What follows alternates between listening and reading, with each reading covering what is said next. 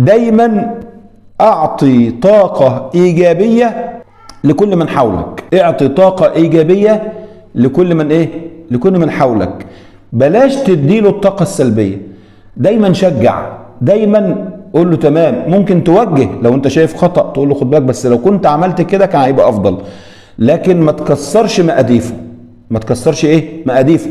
اديله الطاقة الإيجابية. لو واحد جنبك أصابه مكروه واشتكى ليك، دايما خلي الكلمات دي على لسانك. قل له لا تدري، لعل الله قدر لك خيرا في علم الغيب عنده خيرا مما أصابك.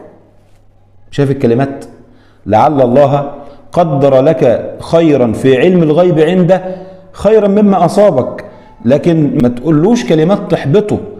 اديله طاقة إيجابية. الكلمات دي تخليه يتفائل. بيشكي لك مشكلة بينه وبين زوجته، مشكلة بينه وبين أحد أولاده، دايما وهو بيحكي لك كن مستمع جيد، والمح الجانب المشرق في القصة اللي بيحكيها لك اللي هو مش لمحه في حياته.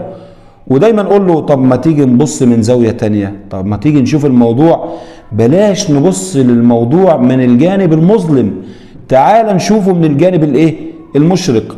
مش عايزين. قول له كده، قول له انت ما خدتش بالك ان في جانب مشرق عندك في القصة اللي بتحكيها؟ مش عايزك دايما تبص لنص الكوباية الفاضي، بص لنص الكوباية المليان. دايما الفت نظره للشيء المشرق او للشيء الكويس في القصة اللي بيحكيها لك، لانه هو بيحكي عنده طاقة سلبية، هتحط له طاقة سلبية فوق السلبية اللي عنده، انت كده بتحطمه نفسيا. فكن كذلك. لو واحد بيشتكي لك موضوع، اديله دايما الطاقة الإيجابية. عارف لما بيعدي من المرحلة أو من المشكلة اللي هو كان فيها بيفتكر الكلمات بتاعتك، فده بيخليك أنت تزيد عنده محبة. ده بيخليك أنت تزيد عنده محبة.